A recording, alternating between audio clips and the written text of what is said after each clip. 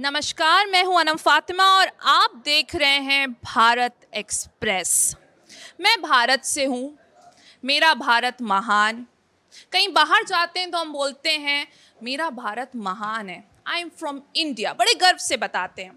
पर एक चीज़ हम भूल जाते हैं, हम भारतवासियों को अपना अधिकार बखूबी पता है कि हमारा अधिकार क्या है, पर जब बात हमारे कर्तव्य की आती है तो कहीं ना कहीं हमसे कुछ चूक हो जाती है। हमें ये तो पता है कि हमारा अधिकार है freedom of speech and expression, जिसमें हम कुछ भी बोल सकते हैं, पर जहाँ पे हमारा ये भी कर्तव्य है वहाँ पर कि हमें भाईचारा बना के रखना है, भारत का गौरव बना के रखना है, वहाँ पे अपने कर्तव्य को हम भूल जाते हैं। फिर से हम प्रयागराज में हैं और एक बार फिर पूरे देश में घमासान मचा हुआ है। जी हाँ, समाजवादी पार्टी के सांसद ने एक बयान दिया जिसमें उन्होंने कहा है कि राजपूत राजा राणा सागा गद्दार हैं। उसके बाद से पूरे देश में घमासान मच चुका है। अब कहा जा रहा है कि वो माफ़ी मांगे, पर उनके तरफ से अभी ऐसा कोई भी जवाब नहीं आया कि वो माफ़ी मांगेंगे। यहाँ पे आप देख सकते हैं प्रयागराज के लोग हमारे साथ मौजूद हैं और जनता क्या सोचती है ये बहुत ही ज़्यादा महत्वपूर्ण है। तो आज हम जानेंगे कि क्या माफ़ी मांगनी चाहिए या नहीं मांगनी चाहिए। जी बेशक, रामजीलाल सुमन जी उच्च सदन के नेता हैं समाजवादी पार्टी के, उनको इस मुद्दे पर तत्काल माफ़ी मांग लेना चाहिए बिना किसी विलम्ब किए।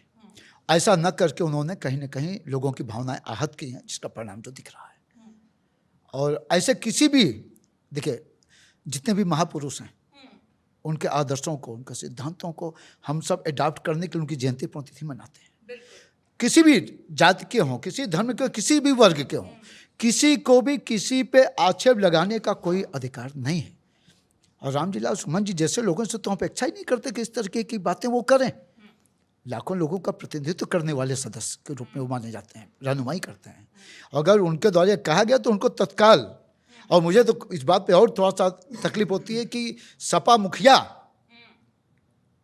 को उनसे तत्काल कहना चाहिए कि वो माफ़ी मांगे, या उनकी ओर से वर्जन आना चाहिए था, क्योंकि कहीं ना कहीं एक समाज आंदोलित है और ये कहीं ना कहीं इसका दुष्परिणाम भी समाजवादी पार्टी को मांगनी चाहिए माफ़ी।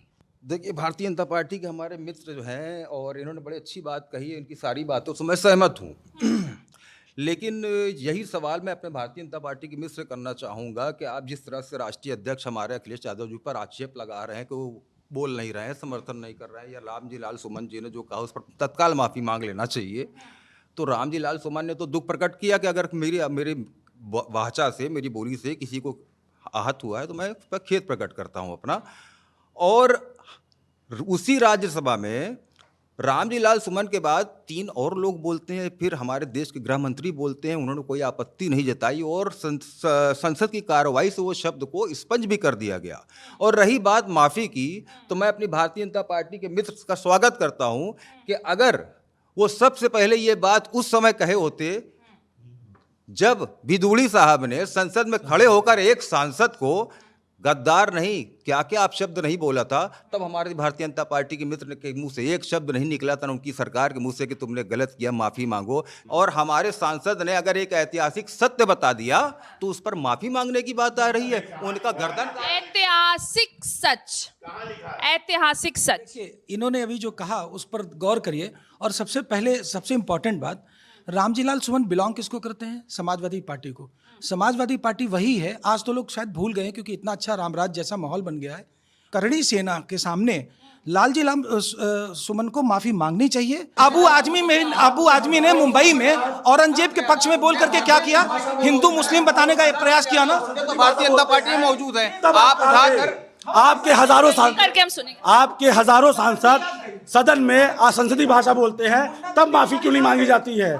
तब और आज आप मीडिया के माध्यम से आप अपनी शब्दों को वापस ले। आप किसी भी पार्टी को आप गुंडा नहीं कह सकते हैं। नेता आकर के कहता था कि जब तक अखिलेश भैया मुख्यमंत्री रहेंगे गुंडा टैक्स दोगे, और उसी नेता को अखिलेश यादव ने टिकट देकर के शहरोत्तरी लड़ाया। देखिए, यहाँ पे जो फिलहाल चर्चा है, चर्चा का विषय ये था कि राणा सांगा और लालजी सुमन, राम जी, तो राम जी जो सुमन थे उन्होंने जो कथा पढ़ी है वो एक तथाकथित किताब से पढ़ी है, जबकि कहीं भी ये वर्णित नहीं है। जबकि इसकी आप बाबर की आत्मकथा खुद पढ़ेंगे, बाबरनामा, तो उसमें बाबर ने खुद लिखा है कि मुझे इब्राहिम ने बुलाया बाकायदा इनको राजा सांगा को मारने के लिए। ये नहीं आदत सच्ची हो भाई।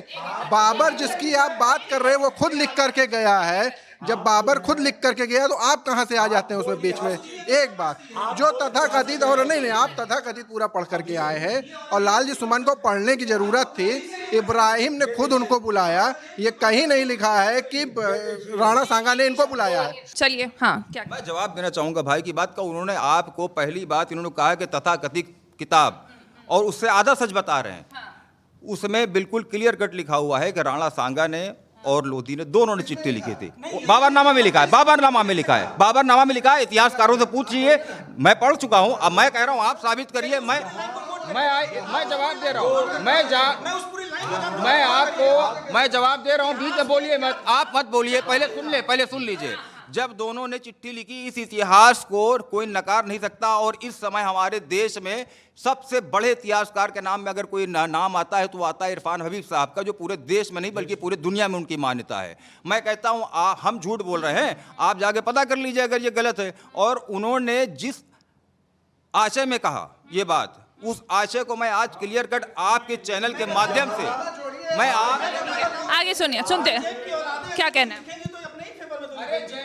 देखिए, ये रामजीलाल सुमन का जो मैटर है तो उसमें भाई हमारे पार्टी के तरफ से जो है उनको इस तरह का जो है वो जवाब जो जिस तरह से दिया, तो बैरिस्टर साहब उसके बारे में खुद ही जवाब दे दिया है उन्होंने। और मैं समझता हूँ कि जो और पार्टियां हैं जिनके बारे में बोला जा रहा है, जो उसकी पक्षकार हैं, तो ये ऐसे आतंकी संगठन जो खुलकर सड़क पर आ गए हैं और जिस तरह से तलवारें और बंदूकें लहराई जा रही है, ये एक भारत लोकतांत्रिक देश है। इस तरह की जो है गतिविधियों पे फौरन लगाम लगना चाहिए। देखिए, ये कहाँ तक सही है, ये कहाँ तक सही है कि जिस तरीके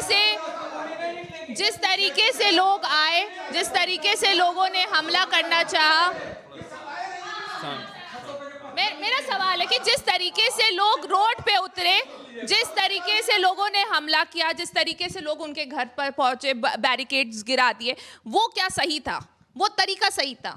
देखिए, कुछ चीज़ों को सही करने के लिए तरीका बताया जाता है कि कैसे होता है। सुनिए, अरे सुनिए, बंगाल सुनिए, आप मुगलों की बात कर रहे हैं, आप मुगलों की बात कर रहे हैं, नहीं मुगलों की बात कर रहे हैं, मुगलों को आप चढ़ा रहे हैं। हाँ। और क्या है, बाबर मुगल हैं, उन्होंने वो आक्रांता थे। हम बात करें, क्या वो तरीका सही था? क्या कोई भी तरीका, देखिए प्यार समझाया जाता है, हर चीज समझाया जाता है। इसका अर्थ ये नहीं है कि आप सर चढ़ के बोलिए और आप कोई भी चीज करिए। आपको सनातनियों से माफी मांगनी चाहिए। जो 60 करोड़ वो सनातनी है, उनके साथ में आपने वो किया हुआ है, और आपको उससे माफी मांगनी चाहिए। क्या कहना? देखिए, जो सांसद जी ने जो बयान दिया है, हम शांति से सबकी बात पॉइंट ऑफ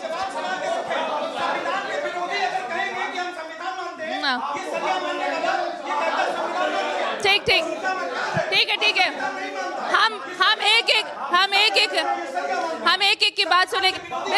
बिल्कुल बराबर से हम सबकी बात सुनेंगे, सबको अपने पॉइंट रखने की बात करेंगे। बताइए। देखिए, कोई हिंदू, कोई मुस्लिम, कोई ईसाई है, कोई हिंदू, कोई मुस्लिम, कोई ईसाई है, सबने इंसान न बनने की कसम खाई है। असल में रांगा सांगा का मुद्दा है ही नहीं है।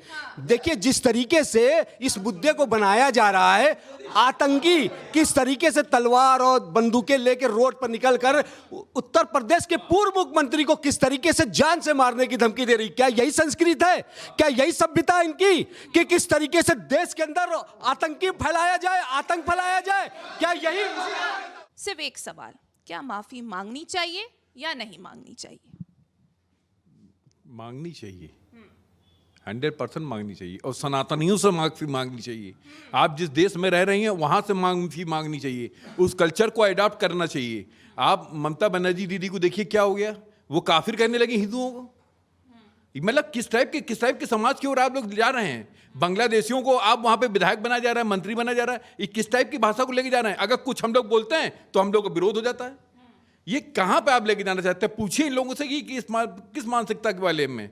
अब वो सांसद बोल रहे हैं अपनी बात को। अच्छा, ये कहा जा रहा है कि जिस तरीके से लोग उतरे रोड पर, जिस तरीके से उन्होंने हमला किया, गाड़ियां तोड़ी, बैरिकेड्स गिराए उनके घर तक, क्या वो सही था?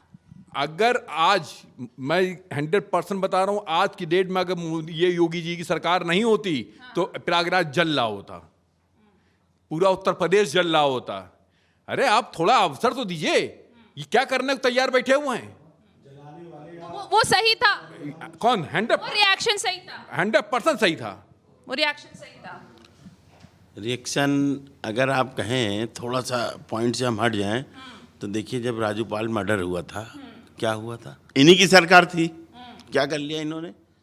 शायद यहाँ से उसकी बॉडी हॉस्पिटल नहीं जाने दिए कि रास्ते में भी तड़तड़ाते चले गए। और उसके बाद ये स्थिति आज सांसद अगर उसी पार्टी के कर दे रहे हैं तो कहीं ना कहीं किसी के दिल को आहत पहुंची है। सदन में माफ़ी आपने मांगा एक खाना पूर्ति के लिए कि अगर आपको तकलीफ हुआ तो मैं माफ़ी लेता हूं, मगर वो जो उनके वंशज होंगे मानने वाले, उनकी क्या हालत होगी? जिन्होंने, और वो राणा सांगा जिसका एक बाजू एक आंख काम नहीं कर रहा था और उस समय उस दिल्ली का शासक बना। इवन कि आप कहिए 18 बार उन्होंने लोधी को हराया, ये बहुत बड़ी बात है। ऐसे आदमी के लिए ऐसा कहना बहुत चिंता का विषय है। निश्चित ही माफ़ी मांगनी चाहिए, पर हम दूसरे पक्ष से भी कहते हैं कि बूढ़े बच्चे एक समान, को 75-76 साल बाद याद है ये सब बात की। क्या पढ़ाई पढ़े थे भगवान जाने, कि आज जब उनके रिटायरमेंट का समय आ गया, सरकारी विभाग में होते तो रिटायर हो गए तो 15 साल हो गए तो बाबूजी प्रणाम भी हो गए होते, तो उस समय अब उनको ये बात याद दिया गया, उनका ज्ञान मिला है।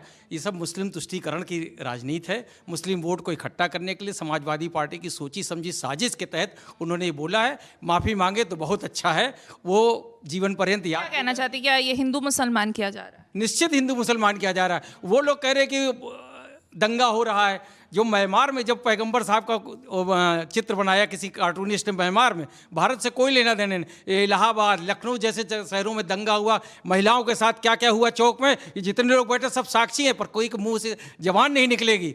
तो उसके दोषी उन लोग सड़क पे आ जाते हैं, जबकि दूसरे देश में होता। और यहाँ हुआ, अगर कुछ करणी सेना ने कर दिया तो क्या गलत कर दिया? कुछ गलत नहीं किया। देखिए, गलत तो आपको पता है, हमको पता है। जिसने पहले किया गलत, पहले तो उसको आगे आना चाहिए। और जो पहला पक्ष जिसने गलत बोला, वो भी अपने आप आकर के खुद बोल रहा है कि मैं उत्तर प्रदेश की सरकार से संतुष्ट हूँ, जिसने मेरे घर सुरक्षा दी, जिसने FIR लिखी। तो जब वही संतुष्ट हो गया है तो इनके हल्ला मचाने से कुछ रह नहीं जाता है। जिसके आरोप प्रत्यारोप की कहानी चल रही है, राणा सांगा सबको पता है, एक वीर योद्धा थे, जिसके तीनों मतलब एक हाथ, एक पैर और एक आँख जिसकी डैमेज हो, उसके बावजूद वो इस वीर गति के लिए लड़ाई लड़ा, 5-15 बार लड़ाई जीता गया है। तो इसी से पता चलता है कि वो आदमी किस चीज़ का था। और उसके वंशज को अगर आप कोई भी हो, अभी हम भी आप हैं, आप किसी को व्यक्तिगत रूप से अगर गाली बकेंगे तो उसका दुष्परिणाम निकलता है, दुष्प्रभाव निकलेगा ही निकलेगा।